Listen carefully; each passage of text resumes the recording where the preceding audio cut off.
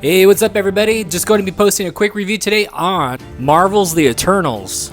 And as a comic book reader growing up as a kid, I'll be completely 100% honest. I do not know much about the Eternals and their origin story. Because as a kid growing up, a lot of the comics I was reading were... Even between all the X-Men and Wolverine comics, and even the Punisher, Amazing Spider-Man comics, a lot of things probably went over my head as a kid, so I should probably start rereading them now. But like a lot of people in the audience, I'm sure, I went into this movie blind. I was actually very curious how Marvel was going to pull off introducing all these characters without even introducing them as a solo movie.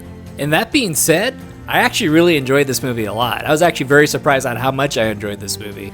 I actually had a feeling that this film was going to be the one to turn things up in the Marvel Universe.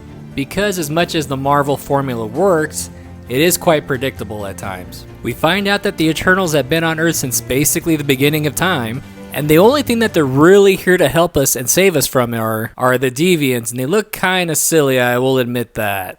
They do address issues as far as why they are just barely making an appearance now, and also why they were never there in Endgame, and why they were never there to even stop Thanos. And the Eternals basically say, hey, Thanos was an Earth problem, and he's not a Deviant, so we're checking out of this fight. And with that explanation, you're kind of like, okay, yeah, sure, why not? I'll buy it. On the Eternals team, we do get some great characters. We have one named Ikaris, who is basically Superman.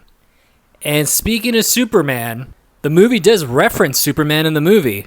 There's even a Batman reference in the movie as well. So the fact that Marvel Studios is acknowledging the DCU, I thought that was actually pretty cool. And I was like, hey, maybe we'll get a crossover film soon. It happened in the comics, so I say anything is very possible.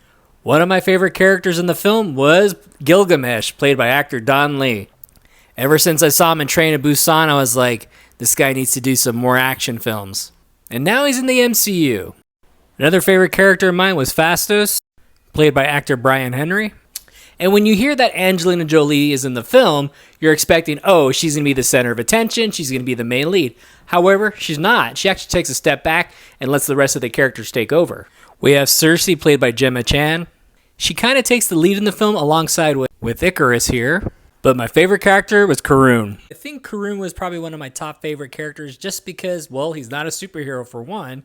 He's actually just a regular guy, and he's kind of just hanging out with Kango most of the time. He's kind of like his documentarian, and he's just playing a normal person, and that, to me, suggests that he is basically playing us, the audience. He is the everyday man, and he plays that part awesomely well, and he is very funny in the movie. This film does have a speedster, so Lauren Ridloff plays Makkari, and she plays a speedster. She runs super fast, and she is awesome in it. However, I do feel like she was underused.